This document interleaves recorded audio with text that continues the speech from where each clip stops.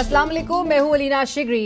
SCO conference कामयाब इनेकाद के बाद इख्तिताम पजीर हुई। सेक्रेटरी जनरल एससीओ ने नायब वजीर आजम जनाब इसहाक डार साहब के साथ मुश्तरका प्रेस कॉन्फ्रेंस करते हुए कहा कि पाकिस्तान ने कॉन्फ्रेंस की कामयाब इनेकाद के लिए अजीम और शान इकदाम किए। शानदार इनेकाद पर पाकिस्तान मुबारकबाद का मुस्तहिक है। एससीओ कॉन्फ्रेंस तो इख्तिताम पजीर हो गई, मगर 26वीं आईनी तरमीम का महाज सजने को तैयार है। सेनेट और कौमी असम्बली इजलास तो कल होने जा रहे हैं, जो कि अगले चंद रोज तक जारी भी रहेंगे, लेकिन मुलाकातों का सिलसिला आज से ही बहरहाल तेज हो गया है। आज के खुसूसी कमेटी इजलास में हुकूमती इत्तेहादी जमात बीएपी ने अपना मुसवदा पेश करते हुए तजावीज़ कमेटी के सामने रखी है। मुसवदे में तजवीज़ दी गई है कि बलूचिस्तान असम्बली में नशिस्तों की तादाद में इजाफा किया जाए और जजों की तैनाती के लिए 3 के बजाय 5 जजों का पैनल दिया जाए। ताहम पीटीआई के अरकान इजलास में शरीक नहीं हुए और न उनकी तरफ से कोई मुसवदा पेश किया गया।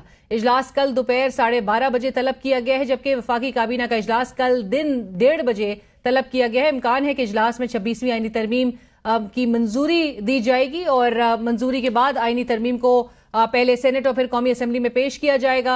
आईनी तरमीम के हवाले से आज मुस्लिम लीग नून के कायद नवाज शरीफ साहब ने इशाया भी दिया हुआ है। अब से कुछ देर पहले रायविंड बड़े सियासी सरगर्मियों का एक मरकज बना हुआ नजर आया। सदर आसिफ अली जरदारी, वजीर आजम शहबाज शरीफ साहब, अटॉर्नी जनरल पाकिस्तान मंसूर अवान साहब, बिलावल भुट्टो जरदारी साहब और मौलाना फजल रहमान साहब दीगर रहनुमा में बहरहाल शरीक हैं और इतलात हैं कि तमाम स्टेक होल्डर्स एक मुश्तरका मुसवदा लाने पर मशावरत जारी रखे हुए हैं। जबकि गुज़िश्ता रोज मौलाना फजल रहमान साहब ने बिलावल भुट्टो जरदारी प्रेस कॉन्फ्रेंस की और कहा कि हुकूमती मुसवदे को मुकम्मल मुस्तरद कर दिया था और करता हूं।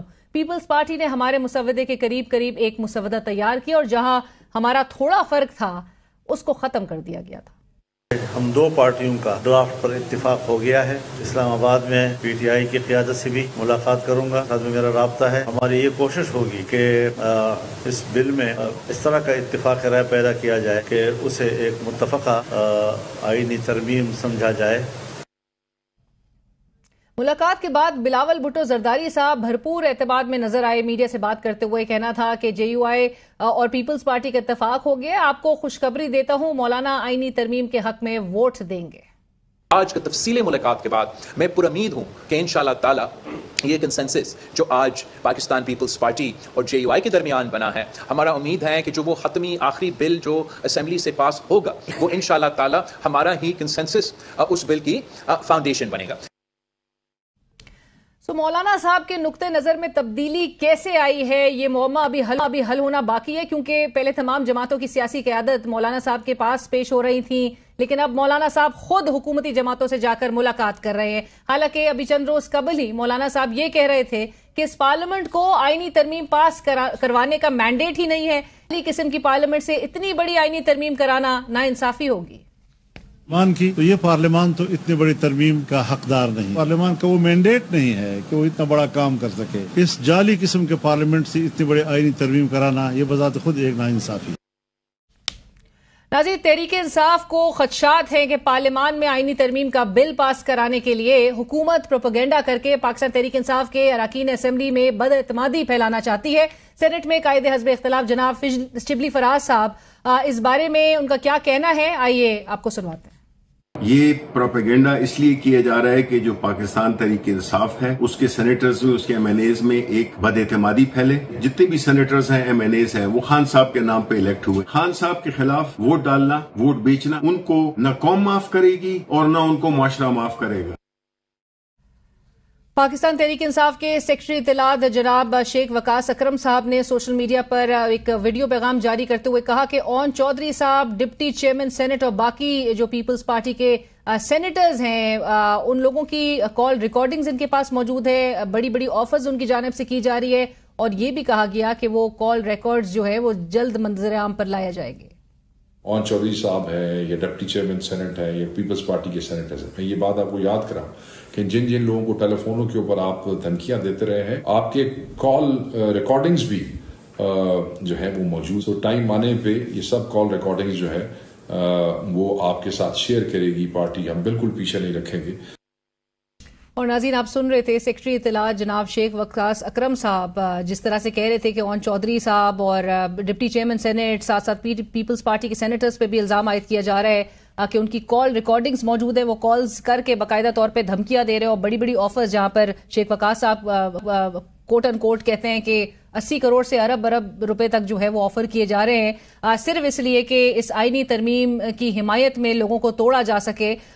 یہ دیکھنا ضرور ہوگا کیونکہ اب اجلاس جو ہے کل کے روز سے اب شروع اس کا آغاز ہو رہا ہے اور وہ جاری رہے گا اگلے چند روز تک. شبلی فراز صاحب کو بھی جہاں پر ایک طرف دیکھا جائے وہ بھی ویڈیو پیغام جاری کر کے ان کو یہ کہنا پڑ رہا ہو کہ عمران خان صاحب کے نام پہ جو الیکٹ ہو کر آئے ہیں اگر وہ عمران خان صاحب کے خلاف ووٹ دیں گے یا ووٹ بیچیں گے، یہاں تک بھی شبلی فراز صاحب کہہ رہے ہیں کہ اگر وہ ووٹ بیچیں گے تو یقینی طور پہ یہ وہ کہتے ہیں کہ اسی زمرے میں آتی ہے یہ بات کہ آپ خان صاحب کو مکمل جیل میں ڈالنے کے لیے اور ان کی سزا کو طول دینے کے لیے آپ یہ کوششیں کر رہے ہیں. ساتھ ساتھ شبلی صاحب نے تو یوٹیوبرز، رپورٹرز اور جرنلسٹ کو بھی نہیں چھوڑا. وہ کہتے ہیں کہ ٹی وی پروگرامز بھی پیڈ ٹی وی پروگرامز کیے جا رہے ہیں، وہ تمام پروگرامز بھی اسی پروپیگنڈا کا حصہ وہ سمجھ رہے ہیں کہ جس پروپیگنڈا پر وہ کہہ رہے ہیں کہ جس کے تحت ان کے پارٹی اراکین اسمبلی جو ہیں ان کے اندر ان کے درمیان جو ہے وہ بد اعتمادی پھیلائی جا رہی ہے.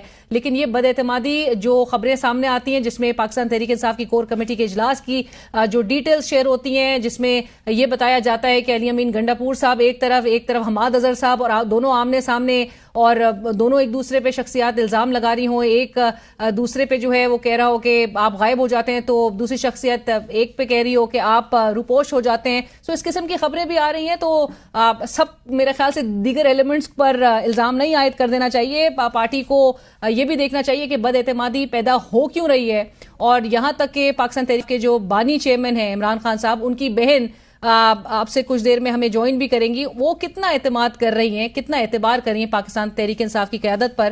عمران خان صاحب کی جہاں پر رہائی کی کوششیں ہیں اور جو کوششیں کی جا رہی ہیں لیکن ایک طرف احتجاج کی کال بھی واپس لینی پڑی، ساتھ ساتھ ملاقات بھی نہیں ہو سکی ان کے ذاتی مولج کی عمران خان صاحب سے گزشتہ روز. سو یہ معاملہ جا کس طرف رہے ہیں، گارنٹیز کس نے دی تھی، ملاقات کیوں نہیں ہو سکی، اور جو میڈیکل رپورٹ جس پر بیرسٹر گوہر صاحب جو کہ پاکستان تحریک انصاف کے چیئرمین ہیں وہ جس اطمینان کا اظہار کر رہے ہیں، کیا پارٹی کی آفیشیل پوزیشن بھی یہی ہے؟ یہ جانیں گے ہم ایک بریک کے بعد. اس وقت چلیں گے ایک بریک کی طرف.